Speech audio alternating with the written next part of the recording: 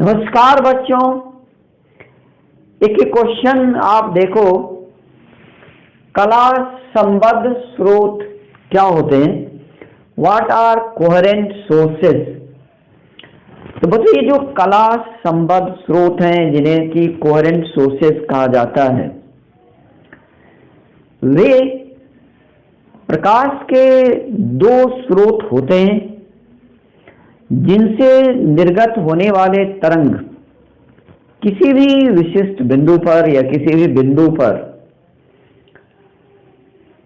मिलते हैं, तो उनके बीच का जो कालांतर है अर्थात फेज डिफरेंस है, समय के साथ वह या तो जीरो रहता है या वह कांस्टेंट बना हुआ रहता है। यानी आप यह कह सकते हो कि वे दो प्रकाश स्रोत जिनसे निर्गत प्रकाश तरंगें का एक बिंदु पर योग में कालांतर या तो शून्य होता है या नियत बना रहता है, कला संबद्ध स्रोत कहलाते हैं। बच्चों, ये जो कला संबद्ध स्रोत हैं उनके कालांतर का डिफरेंस हो जाए, अंतर जो होता है वो एक बिंदु पर या तो जीरो रहता है या कांस्टेंट बना रहता है। अब आप इसके एग्जाम्पल को ढूंढोगे, कला संबद्ध स्रोत होंगे कौन? तो बच्चों, ऐसा है कि किसी भी वेव फ्रंट पर अवस्थित दो बिंदु स्रोत जो होते हैं वे कला संबद्ध स्रोत होते हैं, क्योंकि एक ही वेव फ्रंट पर जो दो बिंदु स्रोत होते हैं उन दोनों की जो कोणीय आवृत्ति है या आवृत्ति के हैं वो बिल्कुल बराबर होता है। यानी आप यहां से यह भी समझ सकते हो कि कला संबद्ध स्रोत के जो आवृत्ति होते हैं वो बिल्कुल बराबर होते हैं। आइए बच्चों, इसके आंसर क्या लिखा जाना चाहिए वो भी आप देखो। मैंने यहां पर स्पष्ट किया है कि दो प्रकाश स्रोत जिनसे निर्गत प्रकाश तरंगों का एक बिंदु पर योग में यदि कालांतर समय के साथ या तो शून्य या नियत बना रहता है, कला संबद्ध स्रोत कहलाते हैं। किसी भी तरंगाग्र पर अवस्थित दो बिंदु स्रोत कला संबद्ध स्रोत होते हैं, कला संबद्ध स्रोत होते हैं।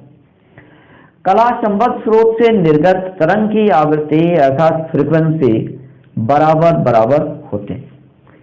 तो बच्चों, ये जो कला संबद्ध स्रोत होते हैं उनसे जो उनकी जो आवृत्ति होता है या कोणीय आवृत्ति होता है वो बिल्कुल बराबर बराबर होते हैं। अब सवाल ये है कि ये कला और संबद्ध स्रोत क्या होते हैं, यानी नॉन कोहेरेंट सोर्स क्या होते हैं, कला और संबद्ध स्रोत क्या होते हैं? तो जाहिर सी बात है कि वे दो प्रकाश स्रोत जिनसे निर्गत प्रकाश तरंग का एक बिंदु पर योग में कालांतर समय के साथ बदलता, समय के साथ बदल जाता है, कला और संबद्ध स्रोत कहलाते हैं। और जाहिर सी बात है कि अगर कला और संबद्ध स्रोत की बात करोगे तो उनकी जो कोणीय आवृत्ति है जो या आवृत्ति है वह निश्चित रूप से अलग अलग होगा।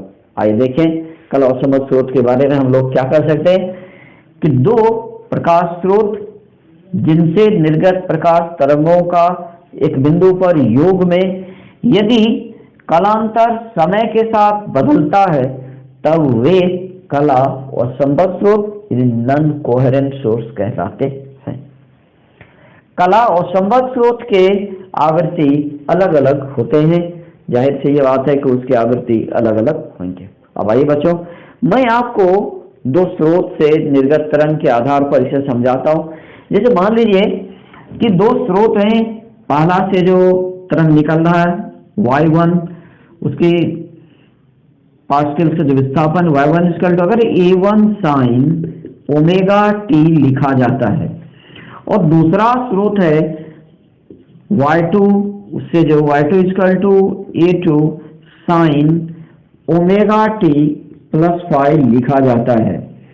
तो बच्चों, यहाँ पर जो दो स्रोत है, दो प्रकाश स्रोत है, दोनों स्रोत की जो आवृत्ति है कोणीय आवृत्ति बिल्कुल बराबर है, पहला का भी ओमेगा है, दूसरा का भी ओमेगा ही है। अब टाइम के बदलने से ये जो ओमेगा टी का मान है दोनों में बिल्कुल बराबर होगा, और ये जो फाई है ये बिल्कुल कांस्टेंट बना हुआ होगा, यानी दोनों का यहाँ पर कलांतर है, जो फेज डिफरेंस है वो हमेशा फाई ही बना रहेगा। टाइम बदलने से फेज डिफरेंस नहीं बदलेगा। इसलिए बच्चों ये दोनों स्रोत जो है, ये दोनों स्रोत जिनसे ये वेव निकल रही, तरंग निकल रही, ये कला संबद्ध स्रोत के हैं। लेकिन बच्चों यदि ऐसा लिखा जाता, अगर ऐसा लिखा जाता कि एक स्रोत से जो समीकरण मिल रहा है y1 = a1 sine omega 1t लिखा जाता, और दूसरे स्रोत से y2 = a2 sine omega 2t + 5 अगर ये लिखा जाता बच्चों, तो यहाँ आप देख सकते हैं कि जो दो स्रोत है उनकी जो आवृत्ति है, पहला स्रोत की आवृत्ति ओमेगा 1 है, जबकि दूसरा स्रोत की आवृत्ति ओमेगा 2 है। तो चूंकि आवृत्ति अलग अलग है, इसीलिए समय के साथ अगर आप किसी बिंदु पर देखेंगे तो ये जो कलांतर है वो बदल जाएगा, कलांतर में परिवर्तन होगा, इसलिए ये दोनों स्रोत हैं। बाद में ये दोनों स्रोत मैंने लिखा है वो कला संबद्ध स्रोत नहीं है। तो बच्चों बोर्ड एग्जामिनेशन के पॉइंट व्यू से आप कला संबद्ध स्रोत को निश्चित रूप से याद रखोगे, इसे बार बार पूछा जाता है। आज के लिए बस इतना ही। थैंक यू, धन्यवाद, बाय।